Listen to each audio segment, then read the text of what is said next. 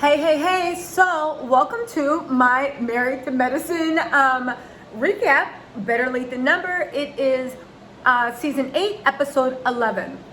All right, so it opens with them going to everybody's house like it always does. Listen, just roll back, because you guys haven't been watching this with me. Is Aniela supposed to be a replacement for Mariah and Aiden?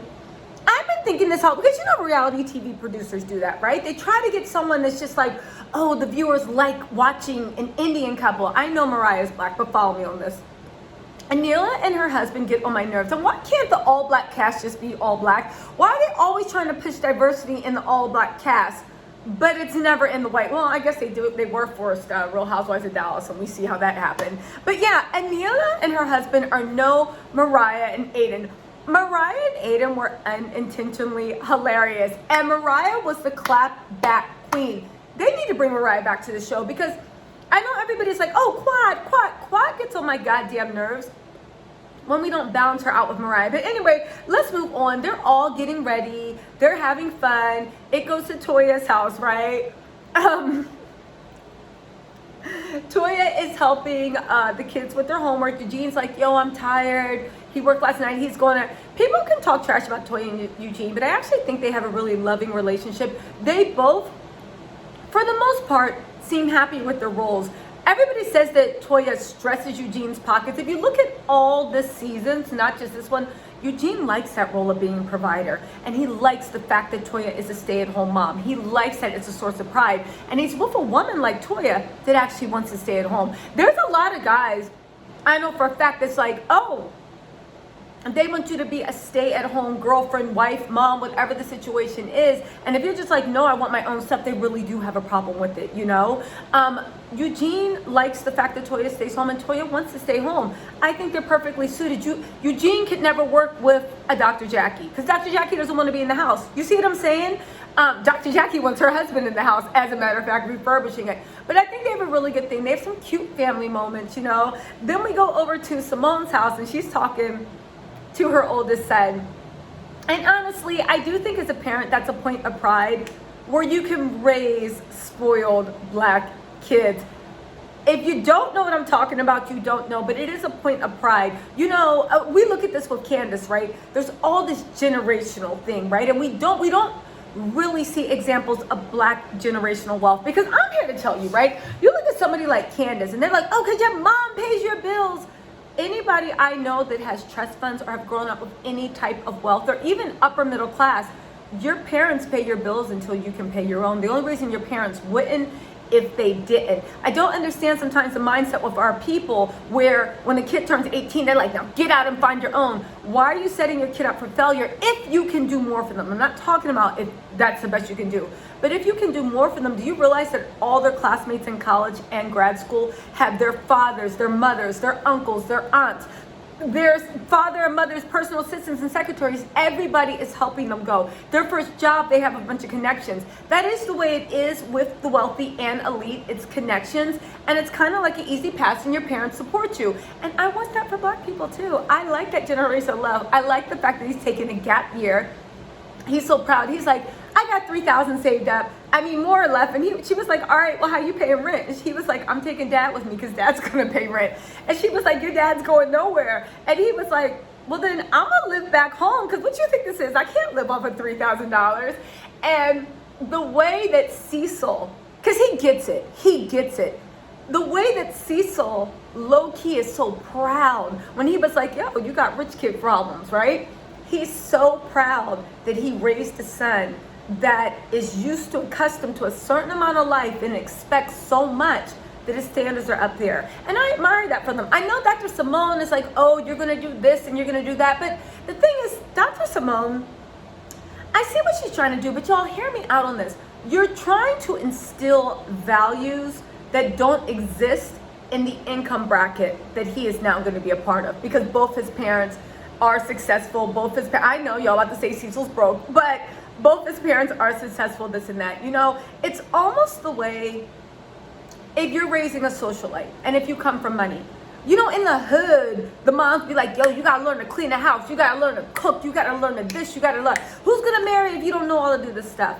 When somebody comes from money and they raise a socialite and they're raised to marry someone where it's like, what do you mean who's going to clean the house? The maid. Doesn't my husband have money for a maid? Who's going to cook?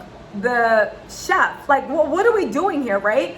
You only raise your daughter to be domestic labor, in my opinion, and this is just my opinion, when you are so broke and you're sure the person she is going to marry is broke, so there won't be any money. Now, again, if you have to do it, do it. But if you come from money, why are you raising your daughter to be a domestic worker? Because any man that should be a suitable mate should be at that level where they take care of it. You see what I'm saying? I mean, even look at Candace from the Real Housewives of Potomac, right?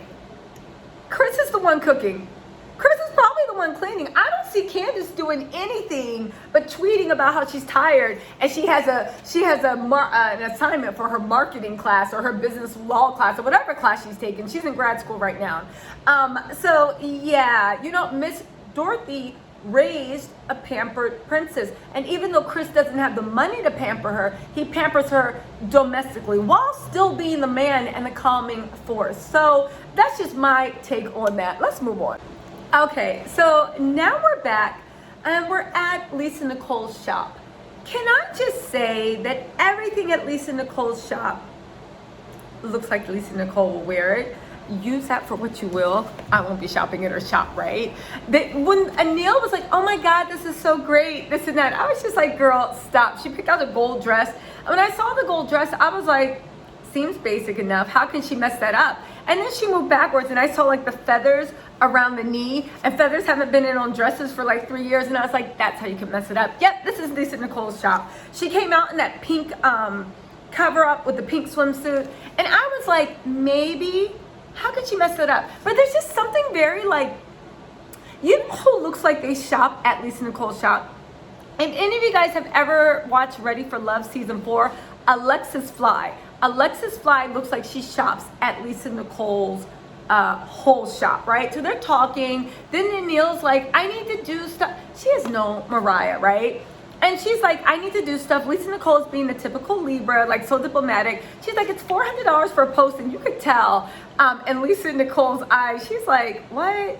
Okay, girl, sure. The producers are paying for it. Done, done, done. She just wants to get the scene over with. Then they talk about like the scene with Toya and when she was talking to Anil. I don't know Anil's zodiac, but I know that Toya is an Aries, right?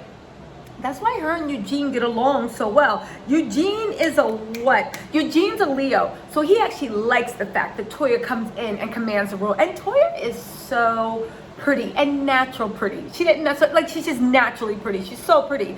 But Eugene really likes the fact that Toya takes up the room. She has that Aries woman. And I will say one thing about Aries women. They're a lot like Sag women. They're fire signs, right? They will tell you what they think to your face. And I actually really appreciate that honesty. You don't ever have to worry about Toya talking trash behind your back. She'll tell you to her face if you ask. So she was talking to Anil, and she was getting, real heated, like most of my Aries girlfriends do. But then Anil's talking to Lisa Nicole, and she's like, I just felt really bullied. I am sick of people using the word bully in the wrong context. You cannot be bullied if you never told someone you had a problem with their behavior. You feel me? If you're just, sorry, my phone went dead. You can never be like, yo, Tisa, can you pick that up? Can you do this and that? And I do it, and I act like everything's cool, and then later on I'm talking to our friends like, I really just felt bullied that you guys were telling, like, you have to express yourself. Someone not knowing where your boundaries are is not bullying you. And Toya is just a loud, forceful talker, right? And she was upset. I have a soft spot for Toya, so I just let that slide, right? Then Quad calls. How is Quad back on the show, but Mariah's not? Quad is a Taurus. Dr. Gregory, that was her ex-husband, was a Taurus. So when they were together, it worked, but when it didn't work, it was two Tauruses going to work. I don't care what you say, Quad is a Taurus, but she has to have like water in her rising or her mood, because she's a Taurus, but she's always ready to go off. She can dish it out, but she's so thin-skinned. Maybe she's an unevolved Taurus, but even unevolved Tauruses, I've never seen them be that. I swear Quad acts like a Pisces to me, or some type, or Cancer, but one that's been wronged and slighted. And the way after you're wronged and slighted, it's cool to sit in your feelings because your feelings count and nobody else's did. Anyway, Quad's on the phone. She's all inviting Anil over to come look at her house. She wants all the girls to stay because she's saying she wants what's her name, Toya, to see. What is Toya gonna see? Toya has like a 80,000 square foot house. Quad, what are you talking about? It's weird the way Quad and Toya have so much in common in the way the ladies treated them, but they always go to war with each other. Just like the ladies look down on the fact that Toya is a stay-at-home mom. I don't know why. That is a lot of work. Toya does not have a nanny. I know she was out, like, you know, having mom drinks and stuff, but she doesn't go that, she doesn't do that every day, right? Being a stay-at-home mom is a really, really difficult and thankless job. Thank God she has Eugene that actually really appreciates it. Probably Eugene didn't grow up with his mom as a stay-at-home mom. That's why it really warms his heart to see the mom be able to spend time with the kids. But it's a thankless job and it's a hard job, right? And it's kind of like, I never understood that jealousy between women, right? You decide you want to go to school. You decide you want to get your money. Good for you. I'm happy. But if I decide I want to be a stay-at-home mom, or if I want to decide I want to do Portia Williams minus the stealing husband, starfish teas, right, to earn my money, what is the big deal? But they always talk down and they always look down on Toya because they earned their degree. I earned plenty of degrees, you guys, but I just don't like it when I see other people looking down, because if you've ever earned a graduate degree, you literally look and you're like, the only difference between me and you is I can keep my eyes focused on the book, but it does not make me a better person. It does not make me smarter. You know, it just makes me that I have a piece of paper, right? I don't like when people put airs on. Likewise, Quad also was looked down on the ladies because even though she wasn't a stay-at-home person, they always looked down on her for her messed up wigs, being broke, being a pharmaceutical sales rep, you know. And now that Quad is coming up, you should be rubbing this in Jackie's face, because Jackie was really the one that came from you, as far as I remember in the prior seasons.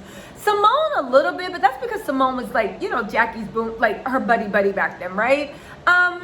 Carrie was like that with you. Mariah did not do that to Quad, but that's because she came in as friends. But that's what I mean about, like, why are you attacking Toya? Because Toya never tried to look down on you. Now Toya's flexing because everybody's just like, oh, all Toya does is stay home all day. But I think they're really mad that you put all this time into medical school, right? And Toya played Starfish, got 2 kids, being a stay-at-home mom, which is a lot of work, but she's on the same show making just as much as y'all. So can we stop acting like Toya don't do anything and have a job? Her job is to put on makeup, look pretty, and get in front of this camera. And Toya, do your job. Same thing with Quad. Y'all laughed and laughed and laughed at Quad. Quad took the show, did some snake shit, got Mariah off. Don't argue with me. What they did to Mariah was so messed up. It was so messed up. But she got Mariah's ass off the show, and then she flipped that show into other stuff, and then she started getting a lot of hubris, and now she's coming back to the show. So take it for what you want. You know, Lisa Nicole does her Libra shit where she was like, am I invited? And Quad's like, yeah, I guess so. You know, the producer was over there saying, you better invite that girl, right? And Lisa Nicole, being a Libra, was like, listen, that's one thing I can say about Libras. Libras don't have to like you to get along. If it's a social situation, they'll be phony. They'll look, they'll smile just to make the night go quicker, but they don't have to like you to be around you. Unlike Tauruses and water signs, like when they don't like it, they're just in their feelings and their faces are all like, you know, that little penguin that's writing like, yeah, that's the way they are. So Quad invites them over. Let's move on. All right, so next we go over to Contessa and Scott's office. Y'all, Contessa did my pet peeve. She came in all happy. Scott's doing that plasma thing for her edges. I was like, that's interesting, right? I wonder if it works. Because I always wondered why Contessa's hair looked like the way that, I don't want to talk about her hair, because, you know, she's trying to grow her edges back and it's genetic, so like whatever. But so Scott's like in her face injecting her edges, right? And she starts talking about her complaints. And that is my pet peeve when I'm doing something for someone and they use that opportunity to pile on and point out what I'm not doing. That really irks my nerves. So I was irked already, like, really? You gonna start complaining while I'm doing something for you? Like, yeah, thanks, babe. But this is like overwhelming. So Scott makes a good point. Scott was like, because Contessa's a Gemini, and please remember that this Gemini is playing a PR war on screen. That's why Scott's always looking at her like, because Scott's a Scorpio. That's why he's always looking at her like, really? Really? You gonna do this? Because, okay, peep this. So Scott says, you need to understand as a man, when you say sign this lease, let's go on business, I assume everything's okay. He's basically saying like, why do you have all these complaints? Because if you were this unhappy, why don't we even go into business together? I thought that we had worked past this because you said do business, right? And Contessa's talking about this on camera. I know what everybody's saying about Scott being like, oh, he's like one of those machismo men and this and that. No, Scott is a Scorpio. He's incredibly private. And yeah, he's also like a little bit old school. But honestly, would you want to be on TV where your friends and family are looking at everything you see? Scott doesn't seem like he doesn't want to talk to Contessa. He seems like he doesn't want to talk to Contessa on camera. Because the funny thing is, if y'all notice, is every single time Contessa brings up something on camera, Scott's always looking at her like, what? When did we have a problem? It's almost like he's ambushing, which makes me think you don't talk to this man off camera. You wait till you get on camera because, again, which is odd for a Gemini. I wonder what her rising is. She loves to play victim. Ever since her and Scott came on, she's always the victim until you hear Scott's side and you're like, wait, what happened? And it kills me because I never like taking the man's side in this, but Contessa has her shit with her. So he's injecting and she's like, are you listening? And he was like, yeah, I'm listening. I'm right here doing you a favor. How are you complaining when I'm doing something? Can you wait until I'm done? Then she starts talking about, let's go to therapy. He is old school, but you're also embarrassing him on TV, and you know you are. Geminis are super, super crafty. They know how to paint you into a corner so that when people are looking in, you look like the crazy one, you look like the wrong one, when they're really just doing a narrative, right? So then they go to the confessional, and the producers are being all dramatic, playing music. And he was like, so do you want to go to therapy? And Scott was like, what? And Contessa's like, he already said, he don't want to go, he don't want to go, he don't want to do nothing. And Scott's like, let me talk. And she's like, no, you don't want to go. And he was like, I'll go to therapy. And she was like, yeah, whatever. It's like, Contessa annoys me because she's always playing victim. She's always the victim of everything, She's just passive aggressive. And honestly, I'm wondering, she keeps saying Scott doesn't communicate, but it looks like neither one of you guys communicate, but you want to be the wrong one. But she's been saying there's been problems in her marriage since when she came in.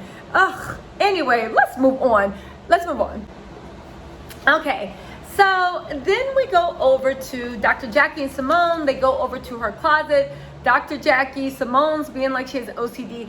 Why do Dr. Jackie and Simone act and move like they're like going on 80 years old? Simone acts like it hurts to walk in heels, and Dr. Jackie just speaks real slow, says okay, and says, well, Dr. Jackie's a Leo. If you didn't know, Simone is a Pisces. I don't get that, but they act like two old women when they're together. No shade to anyone old. I'm on my way to be old, but like, the way like you can be old and like still have a little youth to you. They're like old, like, and they're only like what, in their 40s, in their early 50s. Anyway, they're talking about Toya. Dr. Jackie's like, why is Toya so mad? You know why that girl's so mad. Y'all literally, and it's funny how the way everybody this season has amnesia. Y'all, and Toya deserves it because she left Mariah out there, but they bullied Toya, I think, low-key, because they were a little bit jealous of her. And Toya annoyed them. And she's an Aries woman, and she goes hard. And Dr. Jackie doesn't like that. But you guys did low-key humiliate, mock, bully Toya, talk down to her and being like, you living out your means and all this stuff. And now that Toya's up, and it looks like it's up and stuck, y'all don't like that version of Toya. But Toya has payback because she remembered everybody to talk trash about her. And everybody had laughed in her face, right? So anyway, we get to Quad's house. She has a private chef making food. No lie, that food looked good, right? The chef, he was making yummy drinks. I think there were mimosas and like, mimosas and what do you call it? Lemonade. Lemonade mules, which is nothing but ginger beer, lemonade, and vodka, but whatever, Quad, do you.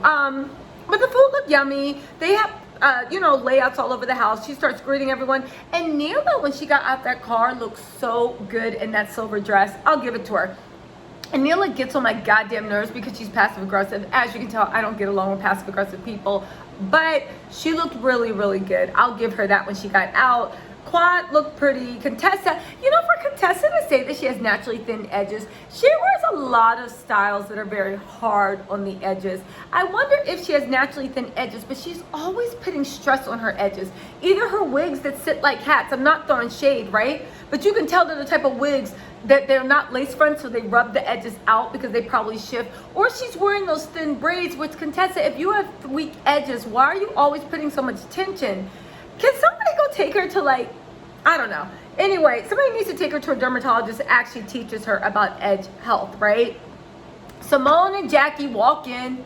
Jackie, hi, how's everybody doing? Hi. Simone, hey, but still moving slow. Old lady gang.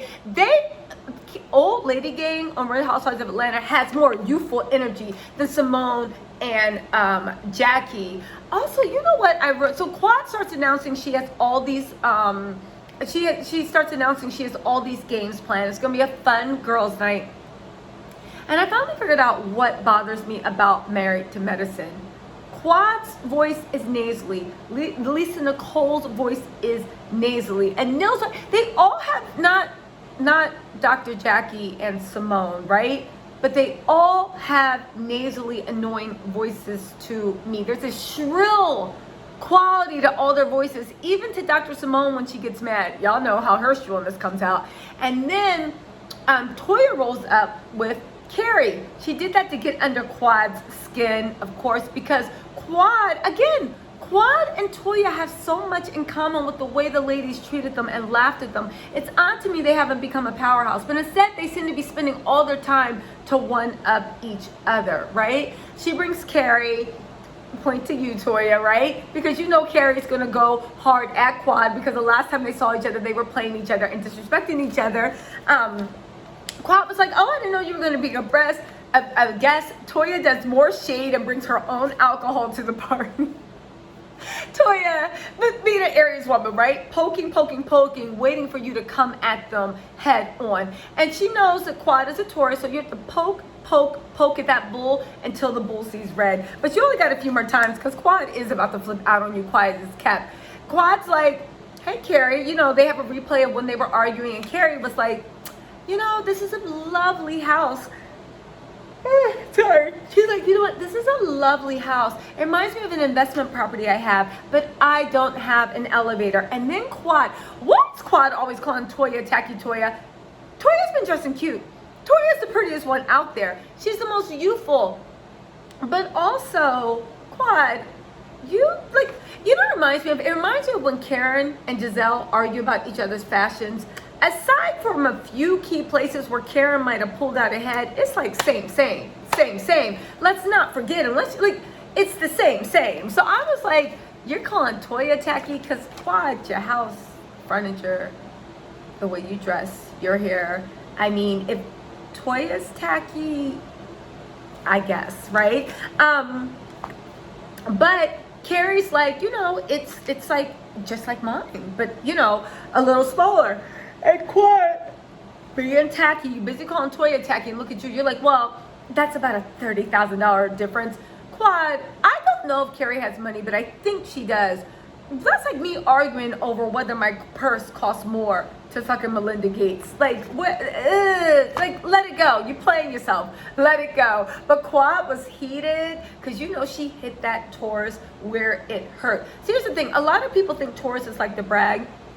And to a certain point they do, but when they're bragging, they're showing off their hard work because everything they had was bought with their blood, sweat, and tears and their sacrifice. So when they brag about what's going on, they're showing off what's going on in their sacrifice. You get what I mean? Okay. Anyway, the second team comes out. they do an equally bad job. I don't understand Heavenly and Contessa the way I really thought they were about to do some Megan, some Stallion, On the Knees, some City Girls, Twerkulator, and they were like, everybody was stiff. I agree with Quad. She could have gone to the senior citizens home and got better. Anyway, she invites everybody upstairs, right? Team A won. Nobody should have won, but I guess since Carrie was on Team B, you know she was giving Team A. Everybody goes upstairs, and some of the girls go and stop in her room to go lay on the bed, which I thought was really, really well. Quad actually handled that well, where she's like, you know what, let's go upstairs and see what the other ladies are doing, with a fake smile plastered on her face. She actually did well, because don't lay on my bed. Do not lay with your outside, do not lay on my bed. I can lay on my bed in my outside clothes. I can lay on my bed and eat sticky finger ribs and a chocolate sundae dripping down the side, but you are not allowed to be on my bed. I thought that was so rude, but she handled it well. So anyway, they go upstairs. Oh, and on the way upstairs, Simone's talking to Quad like, yo, you know we're gonna have to talk later. And you can already tell Toya is drunk, because she's eating that rib like the way you know when you're drunk, if you drink, when you're drunk and the way you rip apart food, like you're just ripping apart food like a savage almost. And she's holding it. She's like, I'm fine. I got Patron. Woo, it's going to be something tonight. So then they're upstairs, right? And, you know, Toya, being an Aries, drunk, saying what's on her mind, she says to Jackie, you know, you really quiet. And she was like, yeah, well, you know, everybody's got an opinion. And Jackie was like, and Quad was like, yeah, but it don't work for this group. And Jackie just like looked at her like, okay, we have drunk Toya. But you know, Jackie is very elegant, very reserved, right? So then next we have the fact that Toya is like trying to have a heart-to-heart, but she's like, yeah, well, you know, I just want to say. And then that's when Heavenly is a triangulator. Remember when they told us about Heavenly's childhood, right? The way Heavenly had a pretty sister and it was her, and she had to stay upstairs and all she could do was study, and her mom couldn't stand her, but her pretty sister was allowed to go out and have friends because her mom was like low-key ashamed of her. I think the way her mom made her earn her favor was to triangulate, so that she had to find ways to drive wedges between her sister and her mom so she could get even a bit of her mom's attention. I don't think much has changed, and I think that's why Heavenly is always inserting herself in people's friendships. She inserted herself in Jackie and Simone's friendship and really tore that friendship apart. I mean, I know Jackie had some shit to do with it. And then even when she saw that there was about to be some type of peace between Quad and Toya, even if it was fake peace, just some type of peace, she literally was like, well, I gotta tell you, you know, just an agent of chaos, right? I don't even think it's messy. It's an agent of chaos because she can't stand people getting close without her. Because I think from the way she's raised, she looks at it as she's gonna be on the outs. And she was like, well, just to let you know, she's been talking about everybody's house. And Toya was like, okay, but I just wanted to say. And then Heavenly over talked her again, and that's when Toya being drunk blew up. And you know that's all Quad needed, because Quad was still holding on to that anger about her talking about her house. You do not talk about a Taurus's house or the success or try to, at this point it's like a blood enemy, right? The shit blew up out of control, and Heavenly with her evil ass is just sitting there smirking. I don't like agents of chaos like that. I don't like triangulators. I really don't. Like, it bugs me. But then after they're downstairs screaming, what is it? She starts calling Toya a mannequin. Toya is a stay-at-home mom. Can y'all stop acting like she doesn't do anything? I actually find it really mad disrespectful that they're calling a stay-at-home mom a mannequin. It's very misogynistic. It's very rude. It's very like, what the hell? Who calls a stay-at-home mom a mannequin? If anything, quiet as is kept. Quad was a mannequin while she was with Dr. G. Quad was a mannequin. She stopped being a pharmaceutical rep and she was just Dr. G's wife. You were a mannequin because you didn't even have any kids, nothing but that damn dog to take care of. So how dare you call Toya a mannequin? Anyway, an Aries and a Taurus go to war. They're about to pull knives out. They're going crazy, right? Dr. Jackie's sitting there, and then Dr. Heavenly was like, oh, ain't got nothing to do with me, and then comes over like, how you doing, Dr. Jackie? Just so happy that she caused chaos, so happy that she destroyed that not even relationship, but just peace. Heavenly, But, yeah, let's move on. So anyway, Quad has this cute thing set up where she was like, listen, you're going to have to do this dance routine, do whatever you want, but you have to do these steps. And she starts, doing twerkulator, right? And Dr. Jackie and Simone, Dr. Jackie is not going to move because Dr. Jackie doesn't even have anything to move. Simone and her stiff old lady, not happening either, right? And when I say old lady, I'm not being ageist. I mean the way she literally looks like she moves like she's 90, but like not even a youthful 90. Anyway, Toya's there. I know Toya can dance, but I guess she just didn't feel like going on out. So then, Dr. Simone's like, why can't we just do the electro slide? But Simone, can you keep up? Because that also takes flexibility. So then Dr. What's her name? Heavenly, Scorpio, starts talking cash money, where she's just like, I'm gonna have to carry these girls just like I did in Cabo. And I remember they did a flashback before they did. I remember Cabo. Ugh, I hate it when she was trying to be sexy with Daddy, Dr. Damon. I was like, ugh. But anyway, she's talking all this stuff about how she's going to carry the girls and this and that. They do it. She is just as stiff doing 1, 2. Like, what are y'all doing? And at this point, I'm like, this is not sexy. Because even in the beginning, Contessa starts like, yeah. And I'm like, Contessa, please stop. I don't like that side of you. Like, none of you guys strike me as sexy or erotic. Like, I don't know. There's just something about all y'all. So, Team A fell. Carrie's on Team B. I'm going to wait to see what happens because they got to tick, tick, tick, tick, tick. Wind it down, wind it down, wind it down. Okay, so then Toya storms out. She waits outside, I guess, for her Uber, her ride.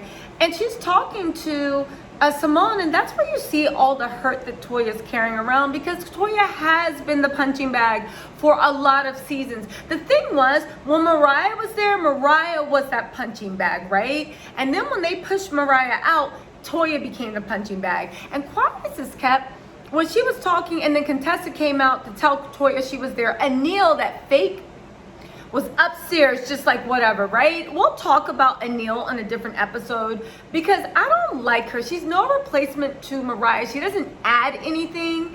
And even the little bit I see on her personality, it's like, you're not loyal. I get it, her and Toya aren't really friends, but can you at least play the role? So then, to Simone's credit, she comes upstairs and she was like, and Quad was like, can I talk to you? And Simone was like, yeah, but don't be yelling, pointing.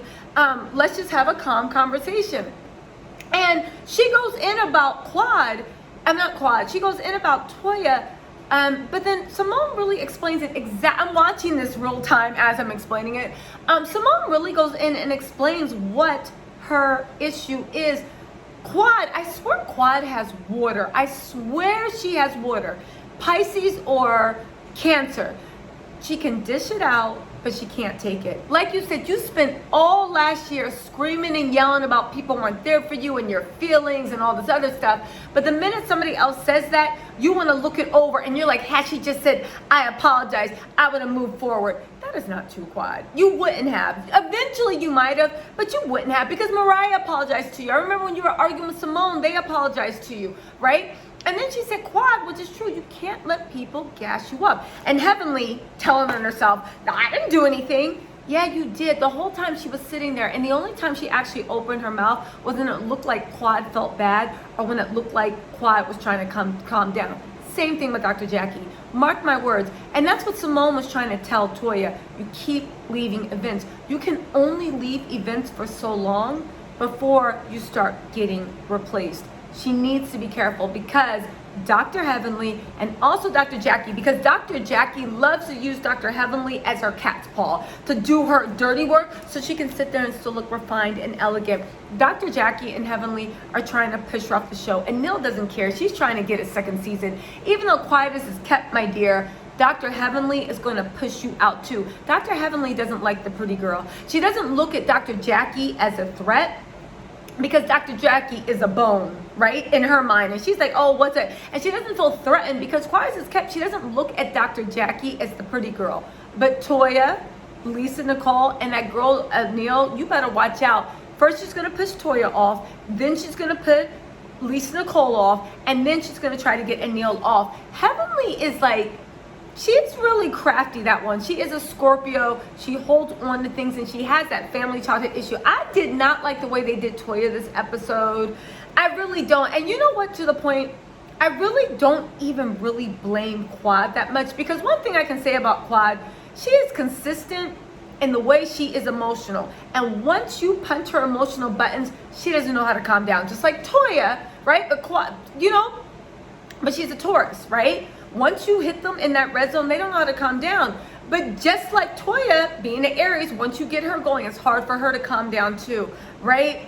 I blame the person that was pushing the buttons. Heavenly, she's the person that's always pushing the buttons. She is an agent of chaos.